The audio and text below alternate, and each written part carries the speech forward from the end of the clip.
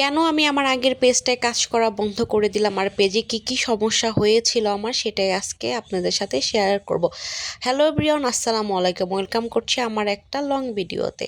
যেহেতু আমি টুকিটাকি রান্না বান্না পারি, তো আপনাদের সাথে রান্না বান্নার রেসিপিটাও শেয়ার করলাম আর সাথে আমার কিছু কথা আপনাদের সাথে শেয়ার করব। আমি আগে একটা পেজ চালাইতাম, পেজের বয়স প্রায় 6 মাসের মতন ছিল। পেজে মোটামুটি ভালো রকমের ফলোয়ার ছিল, ভিউ ছিল, সব কিছু পেজের মোটামুটি ভালোই ছিল। তো ওইখান থেকে আমার স্টার সেট আপ আসার পরে আমি যখন সেট আপ দিই, ফেসবুক আমাকে ওইখান থেকে সেট আপটা আবেদনটা রিফিউজ করে দেয়, কারণ আমার পেজে সমস্যা আছে। কি সমস্যা, যখন আমি ফোন ঘাটাঘাটি করে দেখলাম যে আমার পেজে বিভিন্ন রকমের ইস্যু চলে আসছে। তখন আমি ইস্যু চলার মূল কারণটা বুঝতে পারলাম, যখন আমি ফার্স্ট টাইম যখন পেজ ওপেন করেছিলাম, আমি রিলস ভিডিওতে মিউজিক ইউজ করেছিলাম। আর সাথে যখন আমি লং ভিডিও এডিট করতাম, এডিটের শেষে যে ওয়াটারমার্ক থাকতো সেটা আমি আর রিমুভ করি নাই।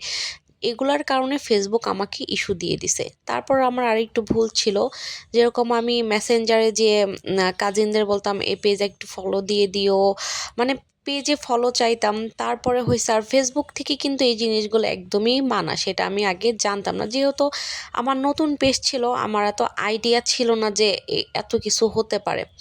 তারপরে আমি যখন দেখা গেল যে এসব চাওয়ার পরে ফেসবুক থেকে আস্তে আস্তে করে আমার রিচ এঙ্গেজমেন্ট একদম ডাউন হয়ে যেতে থাকে। পরে আমি স্টার সেট আপের জন্য আবেদন করি, ফেসবুক থেকে আবেদনটা আসলে পরে আর করে নাই। তারপরে বুঝলাম যে না, ওই পেজে কাজ করা অনর্থক হয়ে দাঁড়িয়েছে। তখন আমি পেজটাকে বাদ দিয়ে আবার একটা নতুন পেজ ওপেন করলাম।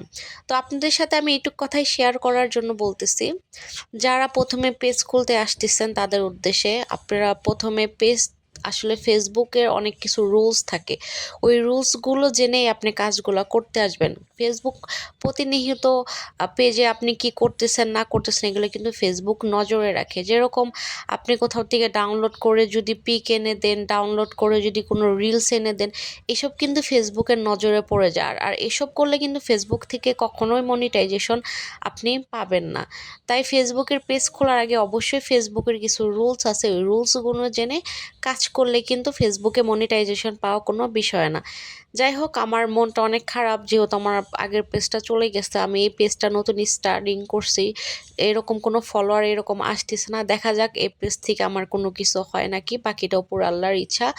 আর আপনারা অবশ্যই পেজ খোলার আগে অনেক কিছু জেনে আসবেন, না জেনে আসলে এই যে আমার মতন অবস্থা হবে।